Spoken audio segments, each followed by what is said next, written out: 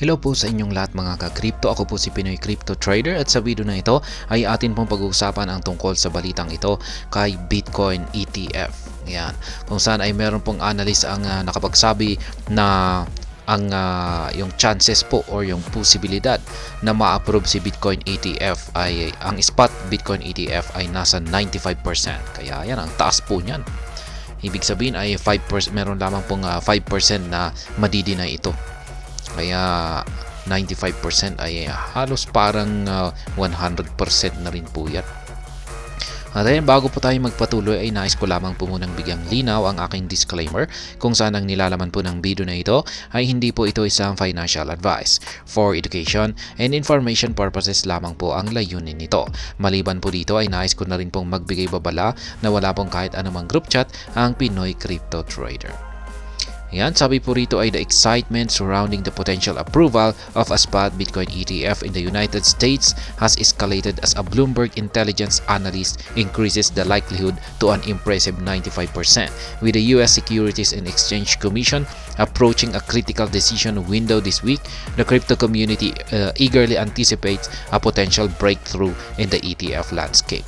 Let's delve into the latest developments and key players in the race for a Bitcoin ETF. Ayan. Halos lahat na po ng crypto market participants ay nakatutok na po ngayon dito sa approval ng spot Bitcoin ETF sapagkat bukas na po ang deadline. Ayan. At ayon po sa isang Bloomberg intelligence analyst ay sabi po niya na nasa 95% daw po yung chances na ito ay i-approve ng US SEC. Ayan. Sa mga hindi po nakakaalam, kung ma-approve po ang spot Bitcoin ETF ay sasabog po ang buong crypto markets. Pero kung pag hindi naman po ito na-approve ay syempre babagsak naman po ito. Elevated approval odds. A Bloomberg intelligence analyst has revised the estimation for the probability of a spot Bitcoin ETF securing approval in January to 95%. This adjustment comes at a pivotal juncture as the SEC has an open window until January 10 to evaluate multiple applications simultaneously. The heightened odds mirror the growing optimism within the crypto community industry regarding a potential significant regulatory milestone. Kaya yan, gaya po ng sinabi ko kanina ay January 10, yan na po yung deadline na or palugit na ipinigay kay US SEC para i-approve yung mga pending application ng mga spot Bitcoin ETF na yan. Yan, prominent competitors in the contest.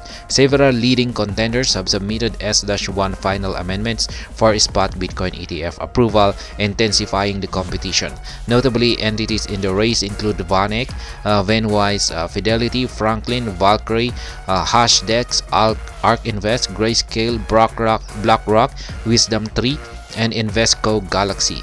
The diverse array of applicants underscores the widespread industry interest in providing a regulated investment vehicle linked to Bitcoin. Kaya yan. Yun po yung mga malalaking mga financial institution na nakapag-apply ng kanilang spot Bitcoin ETF at inaabangan lamang po nila yung approval nitong si US SEC. Kaya yan, ang lalaki po ng mga kumpanya na ito. Mga financial institutions.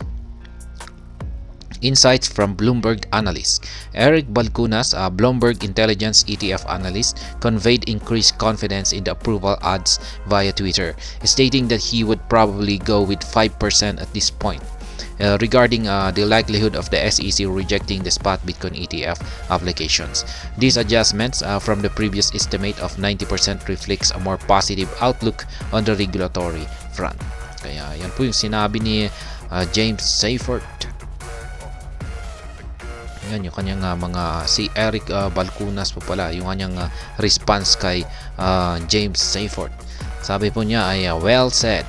Although I probably go with 5% at this point, but you gotta leave a little window open for these things. Yan po yung kanyang response dito kay James Seyffart. Potential obstacle and unlikely scenarios. Despite favorable odds, analysts are contemplating a potential obstacle and unlikely scenarios that could lead to rejection. Speculations include ARK Invest withdrawing its application, SEC Chair Gary Gensler using new reasons for denial, or even the Biden administration taking action to hinder the approval process. While deemed unlikely, these scenarios introduce an element of uncertainty to the approval landscape. Kaya yan po yung mga ilan lamang daw po sa posibleng dahilan para hindi matuloy yung approval ng spot Bitcoin ETF. Yung unang-una na ito ay nag-withdraw na raw po, umatras itong si ARK Invest sa kanilang application. At yan, si Gary Gensler ay meron po siyang inilabas na pahayag na ayon sa kanya ay marami daw po siyang mga dahilan para i-reject niya itong mga naka-application ng mga spot Bitcoin ETF kung gugustuhin niya. At syempre, pwede na ring kumilos yung administration ni Biden. Ayan, para harangin yung approval process na ito. At marami pang iba. Perspective from the crypto betting market. The crypto betting market, represented by Polymarket, exhibits a more cautious stance, with participants currently placing the odds of its spot Bitcoin ETF approval by January 15 at 82%. This diverse in opinions underscores the complexity and unpredictability associated with regulatory decisions in the crypto space. Kaya yan, parang pinagpopostahan rin yung approval at saka disapproval nito.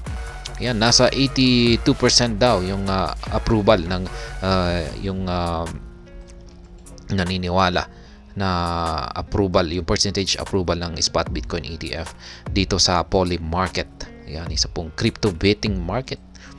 As the SEC decision window narrows, the crypto community remains on the edge of their seats, eagerly awaiting a potential breakthrough with approval of a spot Bitcoin ETF. The heightened widespread industry interest and involvement of major financial players signify a pivotal moment for the cryptocurrency market. Whether the SEC will pave the way for the regulatory clarity for Bitcoin ETF or introduce unforeseen challenges remains to be seen.